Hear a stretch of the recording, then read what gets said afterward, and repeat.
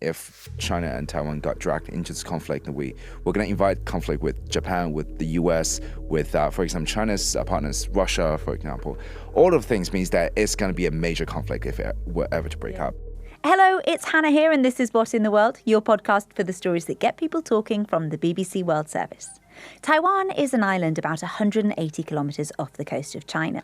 Nearly 24 million people live there, and it's also right at the centre of a huge global row.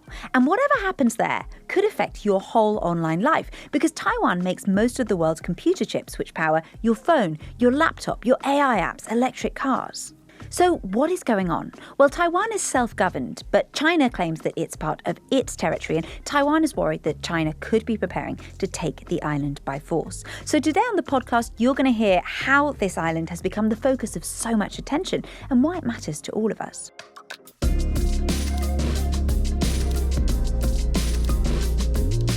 And here with me in the studio to break it down is Sean Wan from the BBC's Global China Unit. Hello, welcome back. Hello, nice to be back. So there's a lot of talk online about World War III kicking off between China and Taiwan, and people are worried about it. What is actually going on? I think the paranoia about World War III is obviously there, as you said, and the issue of Taiwan has always been there for a really, really long time. This island is self-governed, and a lot of Taiwanese people do see them as part of an independent nation. But at the same time, China does see as part of its territory. And Xi Jinping, which is China's president, might be able to use this as part of his legacy to retake Taiwan. And according to analysts, this is what he sees as the end of the century of humiliation for China. This is quite a complex issue, and I want to break it down. So first of all, why is China so fixated on Taiwan? So Taiwan was part of China before this whole saga between those two parties emerged. And then during the World War II, both the Nationalist Party and the Communist Party fought side by side against the Japanese imperial power. After China won the war, they engaged in a civil war. And after the civil war, the Communist Party actually won that war, and the Nationalist Party actually just went to Taipei, went to Taiwan, and sort of set up a camp there. And then starting that point on, we had this division between the mainland China and Taiwan. And Taiwan internationally has been called officially Republic of China, parenthesis, Taiwan. Whereas we have the Beijing government, which is People's Republic of China, which might sound very confusing, but just for the sake of clarity, I think it's important to sort of point out those two things. And at the same time, we're talking about global trade. For example, control of Taiwan Strait is very important for global trade. And as you mentioned earlier, Taiwan produces a lot of semiconductor chips. So being able to sort of capture Taiwan, being able to fixate it on Taiwan is also an economic concern as well. How do Taiwanese people see themselves? What do they want for their island? That's a really important question to answer, to be honest, because right now, whenever we talk about the issue of Taiwan, we always seem to be talking about this high-level geopolitics. But if you talk to Taiwanese, I think the overwhelming idea is that they want to retain their sort of self-governance, this democratically governed island. But at the same time, if you talk to, say, the young people in Taiwan right now, who are very into politics, obviously, what they care about the most is the economy. What they care about the most is sort of the stable life that they would probably be able to enjoy right now. So a lot of them might want to retain status quo, which is we're not officially declaring independence from China, but at the same time, we do not want to reunite with China either. And Sean, we've also been hearing from a Taiwanese person about how they feel about their identity. Hi, I'm Yiting Chong. I'm a history PhD student at Stanford University. In today's geopolitical climate, calling yourself Taiwanese is inherently a political statement, but for me, it's also simply part of my everyday life.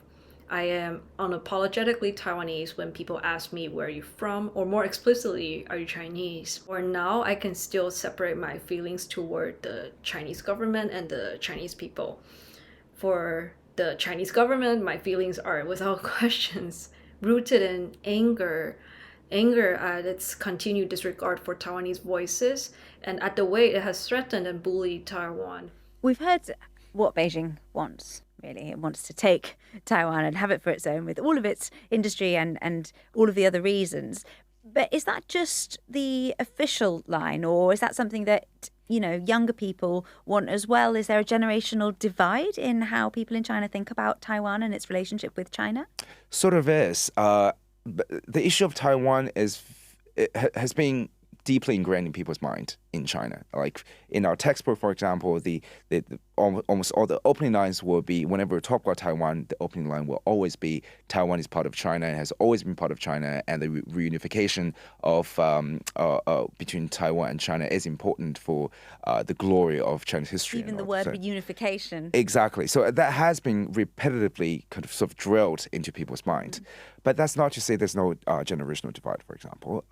My generation, people grew up listening to Taiwanese music, for example, and they watch the Taiwanese TV series. I'm surprised you said that you grew up listening to Taiwanese music because, Sean, you and I have talked about internet censorship in China before, the Great Firewall of China, Yes. as it's called. Are you allowed to listen to Taiwanese music and access like that kind of cultural stuff? Yeah, for sure. I mean, I think one thing that Taiwanese pop culture has been doing quite well is that it kind of steers away from politics. You know, like if I were talking about Taiwanese series or music, it's mostly about love. That sort of was the defining chapter of our childhood. You know, like we'll go back home and watch those Taiwanese series. So yeah, I think we're still able to watch them as long as they stay away from the subject of politics. And Sean, we have actually been hearing from a Chinese student in the US. This is Rong Zhe. I grew up in the early 2000s in China, and I think what I really remember was things were very friendly between China and Taiwan at the time. There was definitely a lot of Taiwanese TV shows that we would watch, and definitely lots of Taiwanese musicians were very popular, right? I think one of the funny things is that I think like a Taiwanese accent was perceived as a very sort of cool accent, right? If you spoke Mandarin in that accent. In my personal experience, still lots of Taiwanese friends who hang out in China, who have businesses in China. That's pretty big. A lot of them open up Taiwanese restaurants. I don't really see that affected as much. I think there's still, in general, an interest in and a love for Taiwanese culture, Taiwanese food. So I think things aren't as tense, and I think people in general have kind of an understanding that, you know, maybe politics is kind of off the table when you speak to a Taiwanese person that you don't know very well. For the young people who I know, people are generally kind of, you know, more interested in more personal and cultural interactions as opposed to kind of these big political sort of tensions. There are only a few countries actually that officially recognize Taiwan, and that doesn't include the US. What is the dynamic between Taiwan and the US? Yeah, that's quite interesting because the principal foreign policy when it comes to China is if you want to have a diplomatic relationship with China, you have to subscribe to what's so-called One China policy, One China principle, One China policy, however you might call it. And what that means is that the foreign government has to recognize the Beijing government instead of a government in Taipei. Taipei is where the Taiwanese government sits, and they will recognize Taiwan as part of China. And U.S. subscribes to that as well. Back in 1970s, the U.S. severed ties with Taiwan, saying that we're going to recognize Beijing as the sole sort of government of China. But at the same time, the U.S. does provide a lot of logistic support when it comes to self-defense to Taiwan. And Taiwan buys a lot of military equipment from the U.S. as well. And I think it's quite important to, going back to what you said at the beginning of the question, there are only 12 countries that recognize Taiwan right now. Small countries, aren't they? Very, very small. And I personally actually just went to one of the countries just last month, being Palau, which is a small Pacific island nation that have about 20,000 people, very small one. And that country, if you go there, you can see exactly what it means to be an ally of Taiwan, because China, the People's Republic of China, the Beijing government, does not have any diplomatic presence there. And China has been using different tools to sort of pressure Palau into severing ties with Taiwan. Back in towards the end of 2017, because Palau refused to sever ties with Taiwan to recognize the Beijing government, China ordered all the tour operators to stop selling packages to Palau. Mm-hmm. And the number of visitors soon plummeted. And that really hurt Palau's economy. But I want to get back to Taiwan, which has this unclear status, shall we say. What does that mean, that lack of clarity, mean for Taiwan itself? It's a tricky situation for them as well. For example, they are able to compete in the Olympics, but not as the sovereign state of Taiwan. They have to use the name Chinese Taipei, for example. And in international organizations, for example, WHO, where China does wage huge influence, they're not able to come in being as an independent member state. All of that is to say, Taiwan operates in a very peculiar sort of situation where it is recognized, but not really. And this has been going on for a long time. And China hasn't ruled out taking Taiwan by force. Taiwan is now ramping up its defenses. But it's not just on a military level, is it? Because China also uses these disinformation campaigns, all kinds of soft power to try and sway Taiwan. What does that look like for people living in Taiwan? How does it show up on their phones, their feeds, and social media? Back in 2024, for example, during the election cycle in Taiwan, you saw a lot of AI deepfake videos saying coming from different candidates, supporting other candidates who are more pro-Beijing, for more against Taiwanese independence. And those videos oftentimes were fake, for example. And they came out, certain candidates have come out and said, I never said that. It's all deep fake. And at the same time, you have, for example, you have those very professional-looking news anchors talking about, this is what happened today on social media. And if you dig into it, those talking points are very, very pro-Beijing as well. And oftentimes those are not really journalists. They're probably influencers coming in from China, being hired from Chinese government, for example. Those things are very, very rampant across Taiwanese society. So as you said, not just the military part, the misinformation part is definitely playing out across the island. And if we go back to the military part, how likely is it that China will actually invade Taiwan? I think as someone who covers China, I get asked that question Do you? quite literally every single day, especially especially given the fact the tension of Taiwan has really risen up recently. That's the question a lot of analysts have been asking themselves as well. Xi Jinping has been looking very closely at the war in Ukraine, for example. The invasion of Ukraine by Russia was something that Xi Jinping could use as sort of a blueprint or prototype of what could happen if China were to invade Taiwan. And of course, we're seeing what's happening in Ukraine right now. All parties are kind of in this protracted conflict. And that's not what China wants either.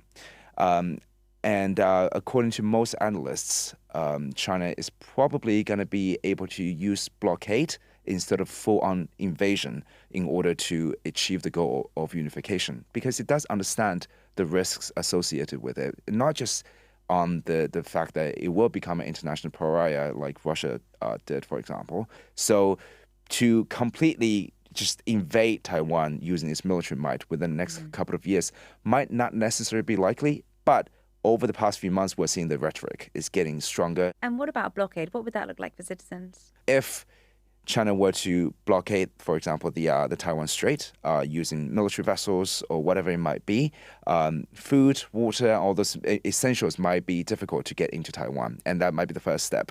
But on the information front, a lot of cables, for example, are going onto the water of Taiwan Strait, and if China is able to block the information coming in and out of Taiwan, that's going to be disastrous for Taiwan as well. And if China and Taiwan got dragged into this conflict, and we're going to invite conflict with Japan, with the U.S., with, for example, China's partners, Russia, for example. All of things means that it's going to be a major conflict if it were ever to break out. But in terms of the tangible effects, as I said earlier, Taiwan Strait is a very important global trade route. If a war broke out there, the global trade is going to be completely disrupted. And the semiconductors, for example, we were talking about that earlier. If the war broke out between China and Taiwan, the company that's based in Taiwan is producing most of the world's semiconductors might not be producing those chips anymore. We might not be able to get new phones, or it might take ages to get new phones. And the internet is going to be affected, of course, as well. Yeah, so it's not just, generals and politicians watching the space. Tech CEOs will also be watching closely too. Sean, thank you so much. Thank you for having me. That's it from us, but if you like this episode, we have got plenty more right here on the BBC World Service YouTube channel. And while you're here, please give us a like, subscribe, and drop us a comment below. We love to hear from you. I'm Hannah. This is What in the World from the BBC World Service. We'll see you next time.